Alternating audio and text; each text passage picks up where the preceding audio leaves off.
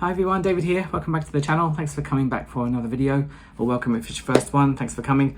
Are you doing okay? I'm doing okay. It's the middle of September as I'm recording this, and it's still really hot and humid and horrible. So I'm really hoping the weather breaks soon. We get a nice cool autumn. I think I'm gonna have to wait a little bit longer.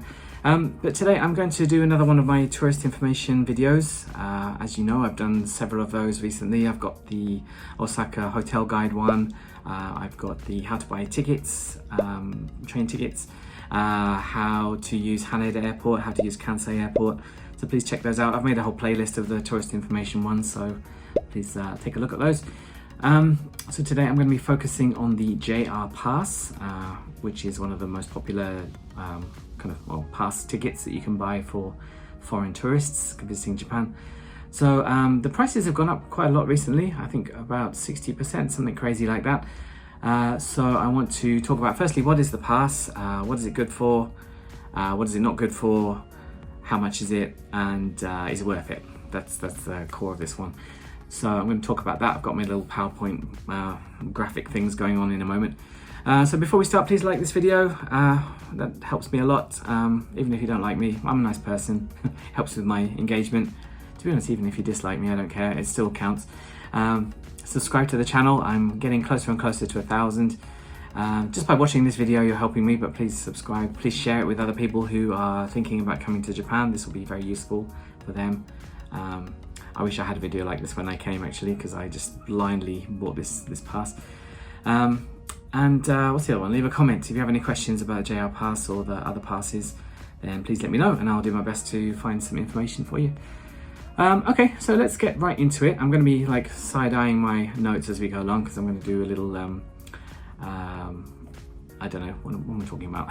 Do a little PowerPoint presentation thing. So first of all, let's talk about what is the JR Pass? That's the big question. So the JR Pass is available, as you might expect, through JR, and it allows unlimited access to their trains for a set period. You can get them for 1 week, 2 weeks, or 3 weeks, whatever you want. And this is consecutive days as well, and calendar days too. So it's not like you can't just start it at 3 o'clock on one day and finish it at 3 o'clock on the 7th day. Calendar days it uses, and it's only available for foreign tourists. So people like me who live in Japan, I can't use it.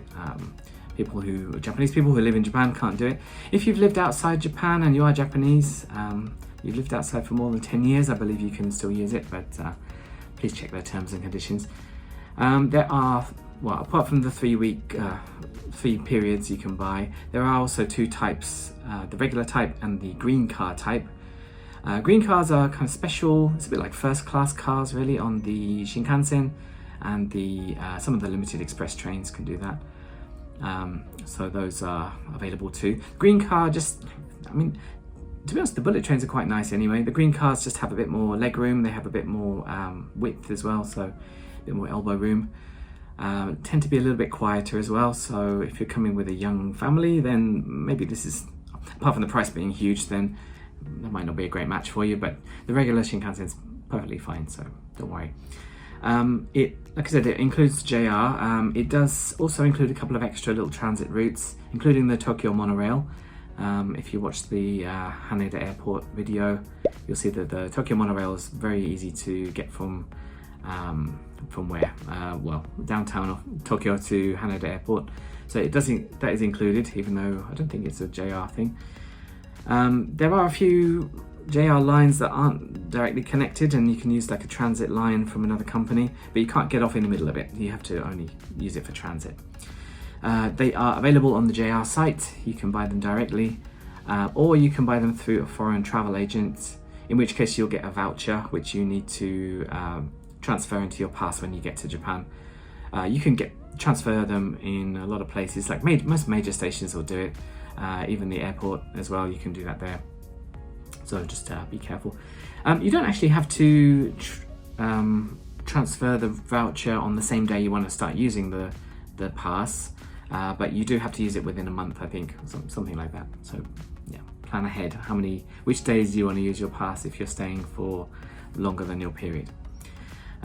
It's also good because it allows free reservation on the Shinkansen.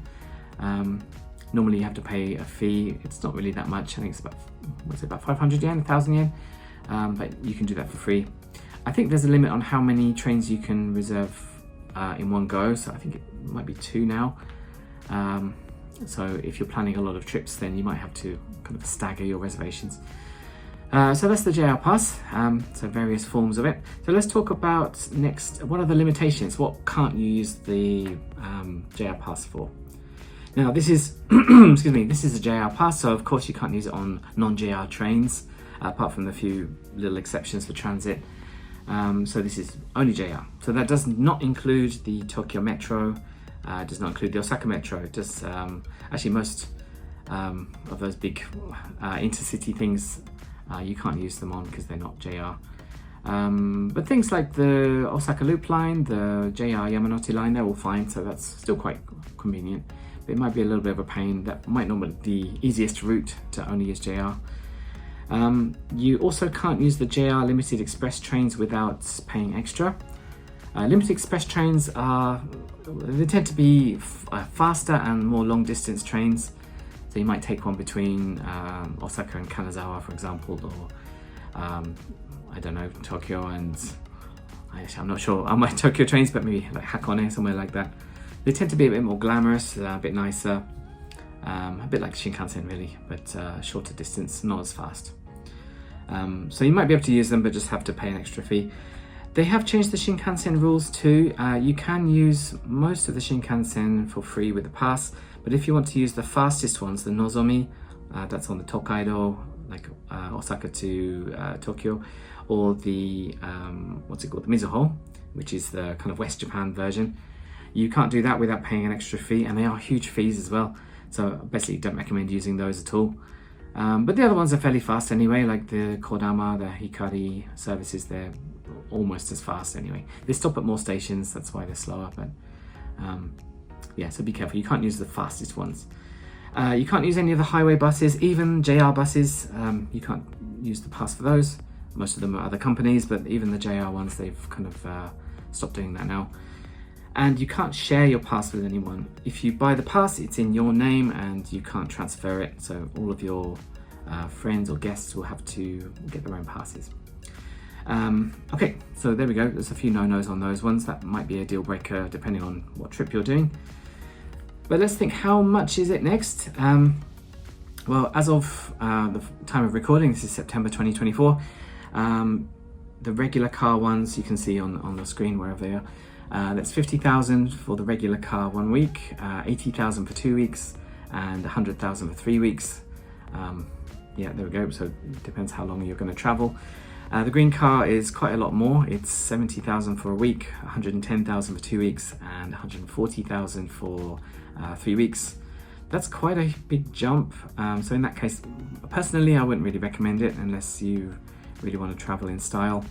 But like I said, the regular and the green car is not really that much different, so it might not be worth it. There is a discount if your kids are between 6 and 11 and you have to prove that. You can get 50% off all of those passes, but they need their own passes too. If they're under 5, you don't need a pass though. So that's nice and cheap if you have young kids. Let's see, now does that compare, well, is that a lot? I mean, how much does that compare to just paying for the tickets normally? So we need to make this worth it. It used to be a lot easier, but now it's a little bit more challenging. So I've given some example routes. They're a little bit Tokyo centric, but I guess a lot of people fly into Tokyo. So between Tokyo and Osaka, one way is about 14,000 yen, about the same to Kyoto. They're very, very close. Tokyo to Nagasaki, that's probably one of the longest routes you could do going west. I think you can go as far as Kagoshima, but that'll be 27,000, and about 29,000 from Tokyo to Sapporo, right in the top of Hokkaido. So that's pretty big fare there, especially if you compare that to the pass totals. So Osaka to Kanazawa, you need to use the Limited Express, and I think you probably have to pick up the Hokuriku Shinkansen too. That's just under 10,000. Osaka to Fukuoka Hakata Station, that's about 15,000. So I mean, the Shinkansen is pretty expensive, but it is very convenient. It's very flexible too. You can join whenever you want. Even if you miss your reserved train, you can always get on one of the unreserved cars a bit later on. So let's do a bit of comparison. So let's keep the Shinkansen on one side and let's think about flights, because believe it or not, flights are actually quite comparable in price to the Shinkansen.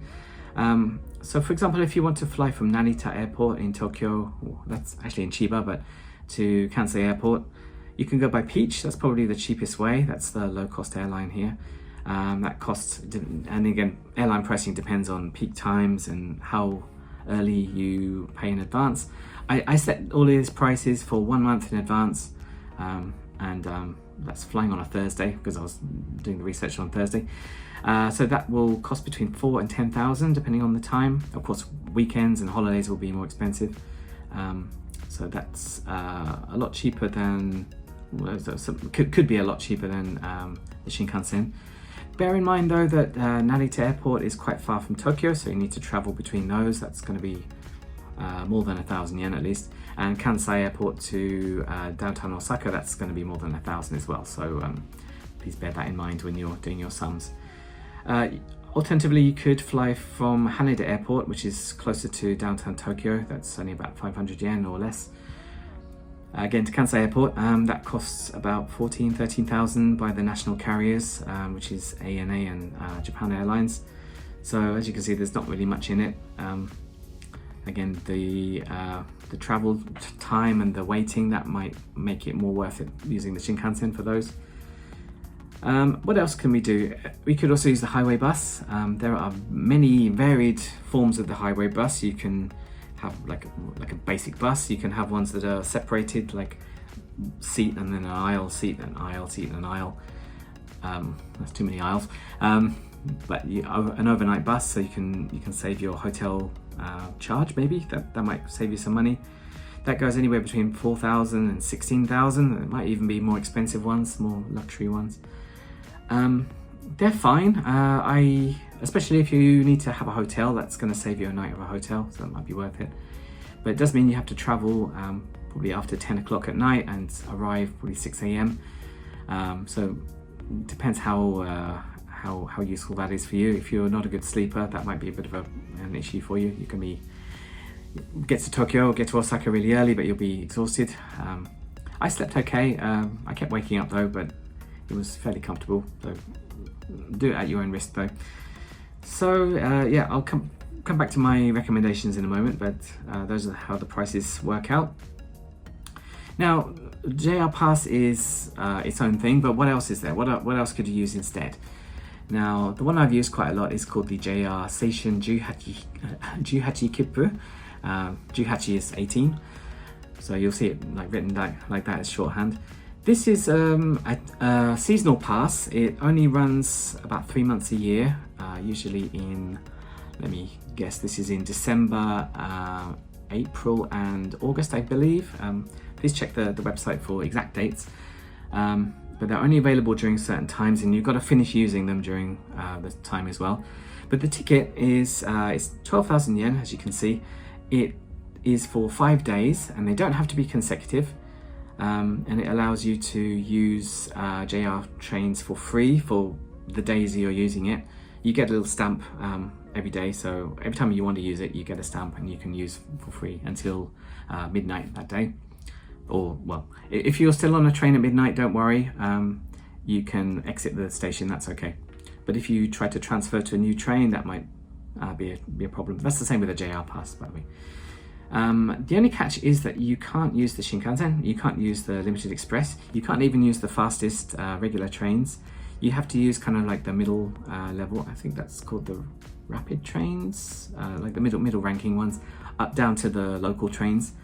So it is a little bit limited how you want to travel. I've used this when I wanted to do a tour around a certain area. So I'm going to be maybe traveling for a couple of hours and then reaching a new destination, but not going back the same day. So kind of dom over the course of 5 days. That's worked out quite nicely. But again, do the sums, work out if it's worth the daily rate, which is, what's that, 2,500-ish yen.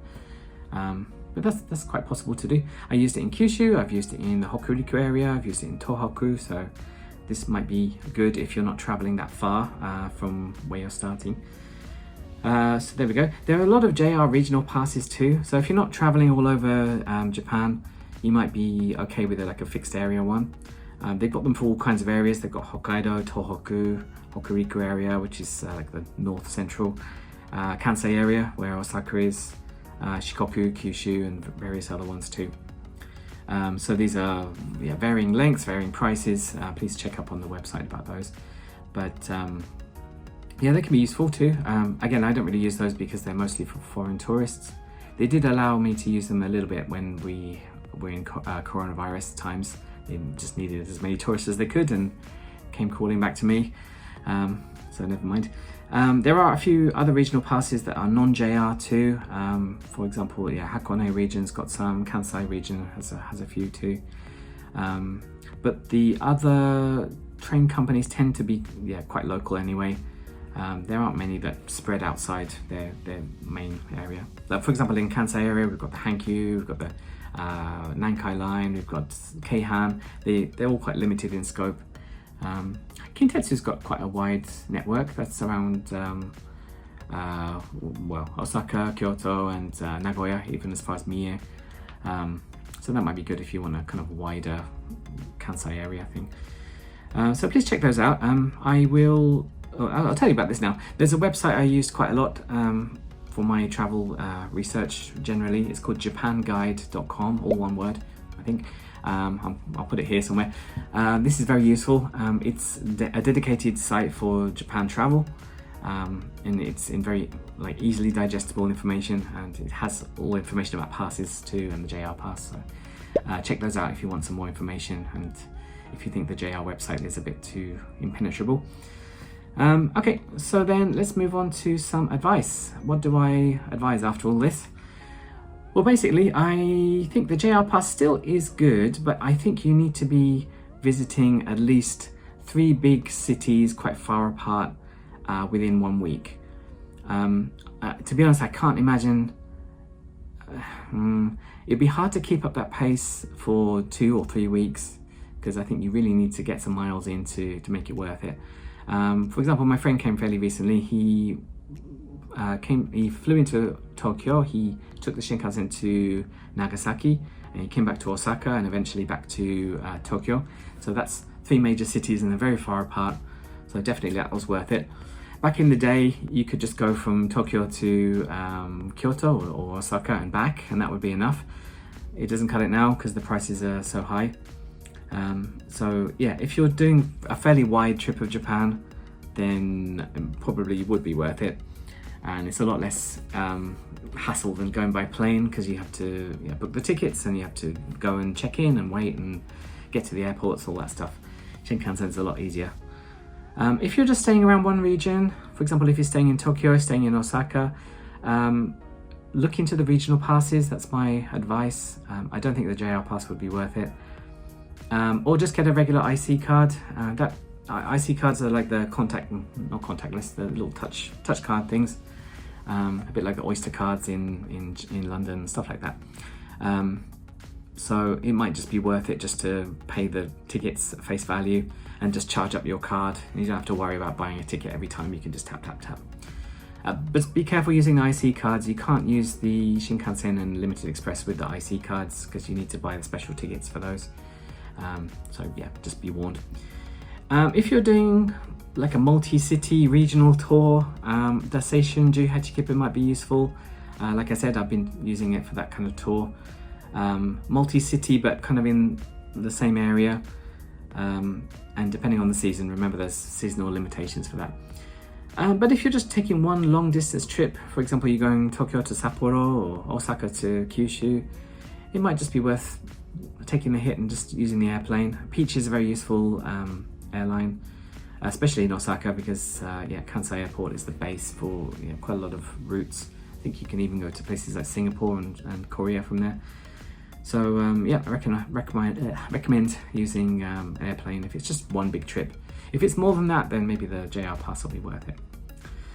Okay, great. Well, I think that's everything I wanted to get through. So basically, JR Pass is good. Just plan out what you want to do first and then decide if it's worth doing it. It is very convenient. Used to get quite a nice little booklet thing. It was very pretty, but you also had to go to the manned ticket gate to show it and go through, which is a bit of a pain.